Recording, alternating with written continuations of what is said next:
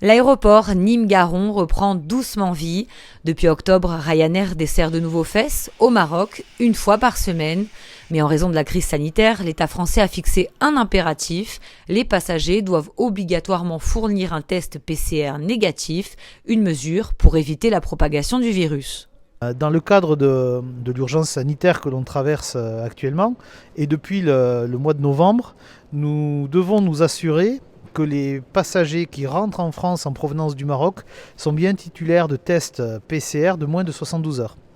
Dans ce cadre-là, la préfecture du Gard organise des contrôles à l'arrivée sur les vols qui sont en provenance du Maroc.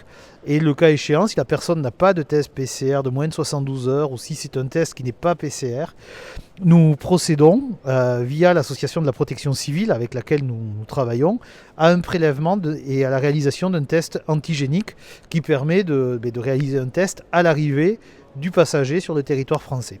Vendredi dernier, sur les 106 passagers, 7 ont dû faire un test antigénique, des tests réalisés au sein même de l'aéroport par la protection civile.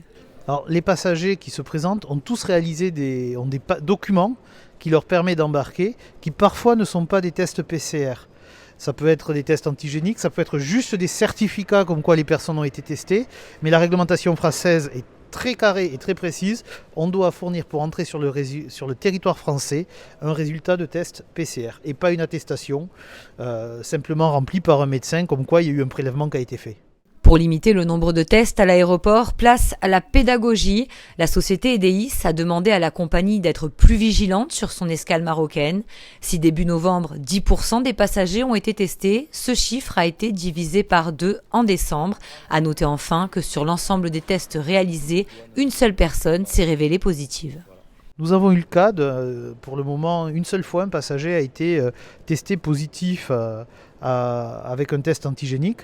Dans ce cadre-là, il y a tout un protocole qui est mis en place dans lequel la préfecture mène la danse et la personne est invitée dans un premier temps à réaliser un test PCR, qui est le test qui fait foi en la matière.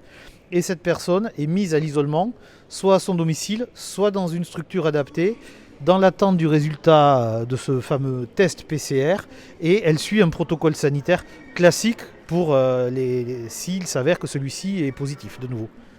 Toutes ces précautions n'ont qu'un objectif finalement, c'est rassurer nos passagers sur les conditions de déplacement.